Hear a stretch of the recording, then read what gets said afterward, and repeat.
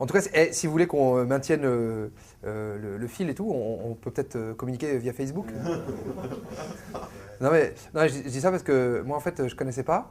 Et des copains, ils me faisaient chier. Ils me disaient, ouais, Gégé, quand est-ce que tu t'inscris sur Facebook? Alors, moi, je disais, c'est combien ça encore? Ah, c'est gratuit, vas-y.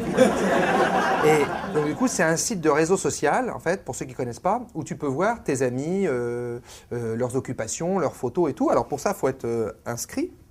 Et surtout, il faut se demander en ami. Ça, c'est hyper important. Et du coup, ce qui est rigolo, d'ailleurs, vous pouvez me demander en ami, hein, si vous voulez, il n'y a pas de souci. Mais ce qui est rigolo, c'est que des fois, tu as des demandes d'amis de gens que tu ne connais pas forcément dans la vraie vie. Par exemple, l'autre jour, j'ai Brigitte Pichot, tu vois, Brigitte Pichot, veux-tu être mon ami? Elle me demande. Alors, tu n'as que la photo pour juger. Alors, je regarde la photo, c'est une escalope de thon, mais un truc, tu vois. Même à Rungis, à 10h le matin, ça part plus, c'est comme ça, tu vois.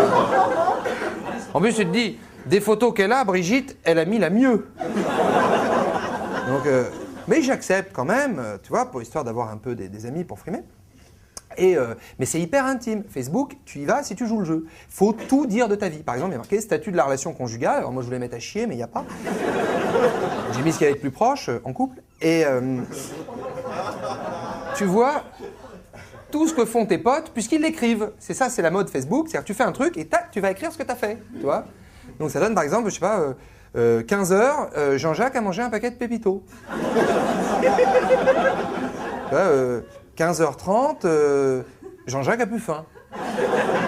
16h, Jean-Jacques a envie de gerber. Tu vois, et alors, tu peux stocker des photos, alors les tiennes, et celles aussi que tu n'as jamais demandé, qui arrivent sur ton profil, parce qu'en fait, il se trouve que quand on te photographie quelque part, en train de faire une connerie, évidemment, c'est beaucoup plus drôle, et il suffit qu'on note ton nom pour que ça arrive directement sur ta page. C'est comme s'il y avait un cambrioleur qui déboulait chez toi le soir, tu vois, puis qui te remplissait tes tiroirs de photos bien crado de toi que tu connais pas.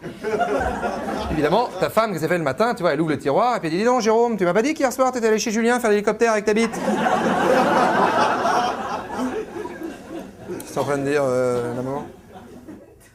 Qu'il y a un gars avec ma gueule et mes fringues qui est allé chez Julien faire l'hélicoptère avec ma bite. Alors toi, tu veux retirer les photos, évidemment, mais tu peux pas. Parce que Facebook mentionne ce truc inouï.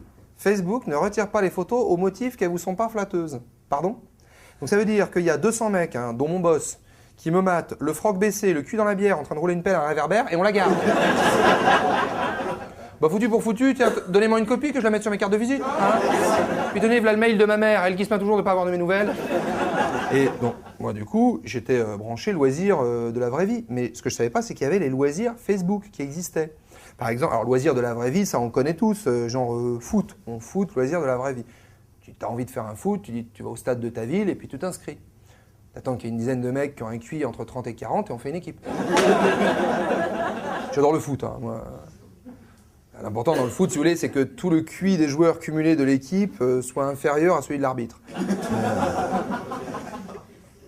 Moi, je suis fan de foot, moi. Attends, ouais. Un bon but de Chabal.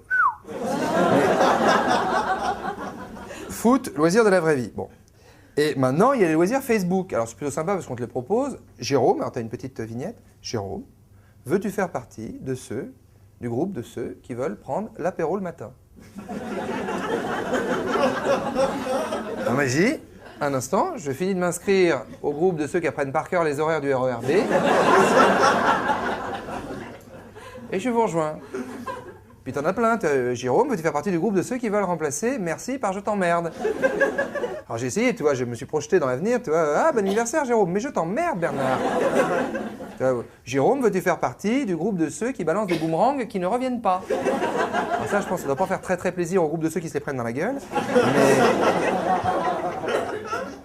Toi, t'as plein de... Et t'as des phrases aussi qui arrivent, mais alors sans raison. Mais des phrases comme ça.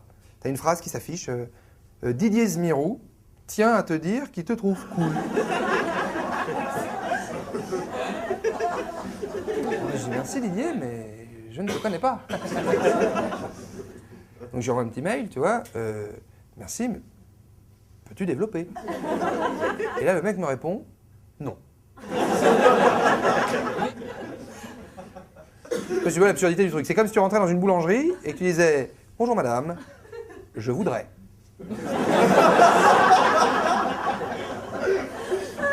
Alors là, la dame a dit, vous pouvez développer? Non.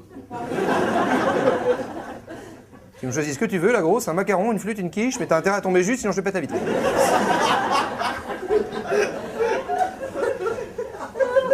Alors évidemment, t'as le groupe des anciens du collège, tu vois, t'as tous les copains de collège qui reviennent sur Facebook dès qu'ils voient que t'es inscrit. Alors ils arrivent sur toi, mais c'est les oiseaux d'Hitchcock, quoi.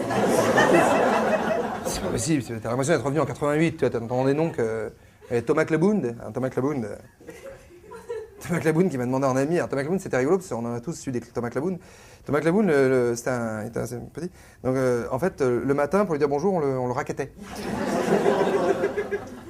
On lui a gaulé un nombre incalculable de feuilles doubles, tu vois, juste comme ça, pour déconner.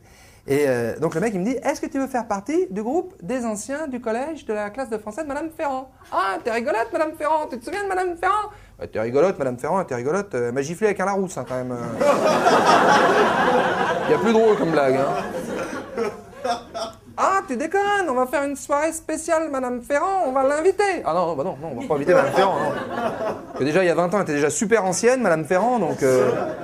l'heure qu'il est, elle doit être en maison de retraite en train de finir un collier de nouilles, tu vois. En plus, ce soir, c'est nocturne, on la fout au pieu à 6h30, donc... moi, c'est pour lui changer ses couches entre deux mojitos, non, je viens pas. Ça vaut la peine, non.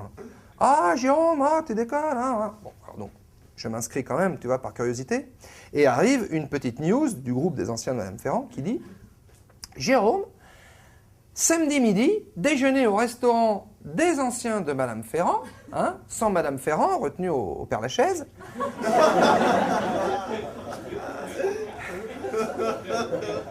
Budget, prévoir 3-4 euros.